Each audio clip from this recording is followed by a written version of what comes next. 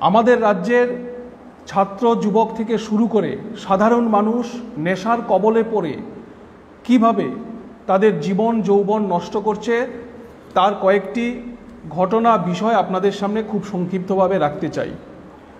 রাজ্যবাসীর নিশ্চয়ই মনে থাকবে, আজ থেকে 6.5 বছর আগে বামফ্রন্ট সরকারের পরিবর্তে রাজ্যে বিজেপি সরকার তৈরি হওয়ার পর ঢাকঢোল পিটিয়ে প্রচার করা হয়েছিল নেশামুক্ত ত্রিপুরা।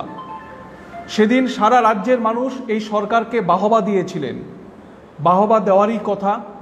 নতুন সরকার, রাজ্যের মানুষ মনে করেছিল যে নতুন কিছু কাজ হবে, কিন্তু স্লোগান দেওয়া, প্রতিশ্রুতি দেওয়া, বক্তব্য রাখা আর কাজের মধ্যে কতটা পার্থক্য, কতটা তফাৎ, এটা গত 6.5 বছর ধরে রাজ্যের মানুষ হারে হারে টের পাচ্ছেন।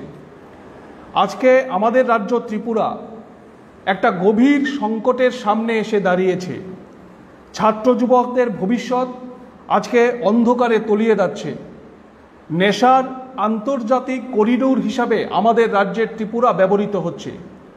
সব ধরনের নেশা সামগ্রী আজকে রাজ্যের ছাত্র যুবদের হাতের নাগালের মধ্যে চলে এসছে এবং আমরা ডিওয়াইএফআই মনে করি যে সরকারের অবহেলার কারণে, সিস্টেমের দুর্বলতার কারণে এই ধরনের নেশা সামগ্রী রাজ্যের ছাত্র যুবদের হাতের সামনে অনায়াসেই চলে এসছে।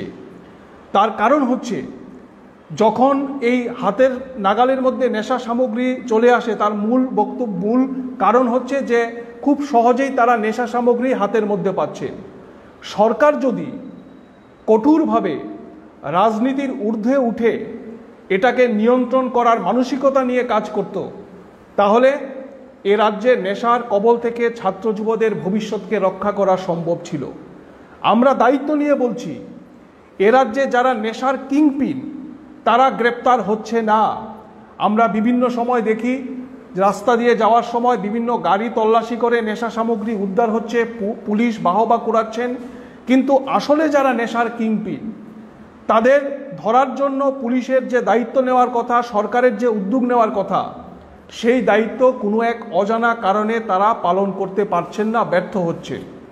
এবং রাতারাতি আমরা এমন মানুষ দেখেছি ত্রিপুরা রাজ্যে যারা একটা সময় সাইকেল নিয়ে ঘুরত, আজকে তাদের বিলাসবহুল গাড়ি, বিলাসবহুল বাড়ি, কোথা থেকে তারা এই টাকা রোজগার করেছেন, এটা মানুষের কাছে এখনও একটা প্রশ্নচিহ্ন হয়ে দাঁড়িয়েছে।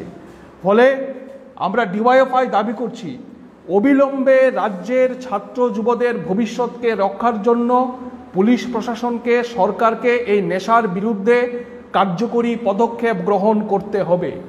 গত কয়েকদিন আগে আমাদের রাজ্যের একটি প্রভাতী সংবাদপত্রে খবর প্রকাশিত হয়েছে যে শিরাপথে মাদক ব্যবহারের ফলে 2545 জন এ রাজ্যে এইচআইভি পজিটিভ, এইচআইভিতে তারা আক্রান্ত হয়েছে।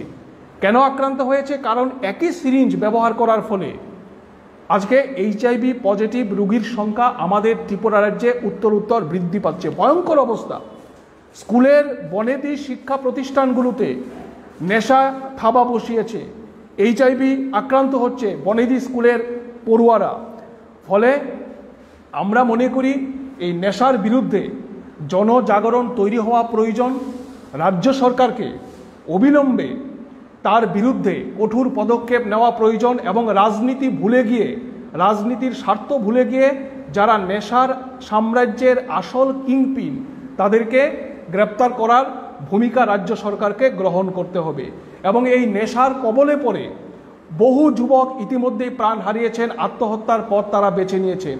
বহু পরিবার তারা ধ্বংসের দিকে ধাবিত হচ্ছে, পরিবারের মধ্যে ঝগড়াঝাটি, অশান্তি।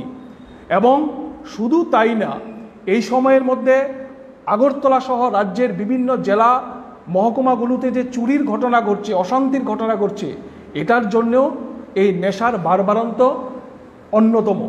ফলে আমরা ডিওয়াইএফআই এর মতো একটা দায়িত্বশীল সংগঠন হিসাবে সরকারের কাছে দাবি করছি, কার্যকরীভাবে সদর্থক ভূমিকা নিয়ে নেশার বিরুদ্ধে কঠোর পদক্ষেপ আপনারা গ্রহণ করুন। ডিওয়াইএফআই এর মতো একটা সংগঠন, আমরা এই নেশা প্রতিরোধের জন্য আমাদের সদর্থক ভূমিকা থাকবে।